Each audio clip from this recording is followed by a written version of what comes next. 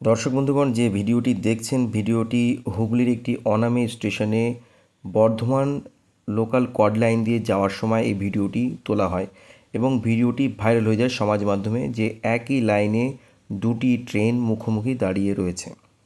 সংবাদ মাধ্যম সূত্রে এটা জানা যাচ্ছে যে রেলের আধিকারিক কৌশিক মিত্র দাবি করছেন যে এটি মিসলিড করছে। তার কথা আমরা শুনিনি। এই ভিডিওটি অত্যন্ত মিসলিডিং এবং প্ররোচনামূলক। এই যে আজকে যে ঘটনাটা ঘটেছে 36071 হাওড়া গুড়াপ যে লোকালটি ছিল, এটা চেরাগ্রামের স্টেশনে আউটসাইডে দাঁড়িয়ে ছিল।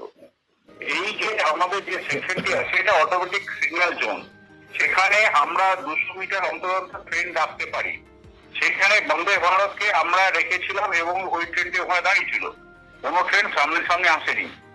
এটা একদমই আমাদের অটোমেটিক সিগন্যাল জোনে। প্রত্যেক দিনই এটা শিয়ালদা ডিভিশনে দেখতে পাবেন, প্রত্যেক দিনই এরকম প্রচুর ভিডিও ভাইরাল করবে লোকে অসভ্যতম করার জন্য। এই দুটো ট্রেন মুখোমুখি চলে এসেছে। এটা মিসলিডিং ভিডিও, এটা আমরা ক্যাটাগরিক্যালি এটাকে ডিনাই করেছি এবং এটা এরকম অসত্য ভিডিও যাতে না করে। আর আমরাও চাইবো আপনাদের মতো বড় চ্যানেল এইসবগুলো সম্প্রচার না করাই ভালো, বিভ্রান্ত না করাই ভালো। সেখানে দাঁড়িয়ে আমাদের প্রতিদিনই আমরা এটা ফেস করছি যে কিছু কিছু লোক ওটা ভিডিও করে বলে দেয় দুটো ট্রেন সামনাসামনি চলে এসেছে। These are the misleading videos.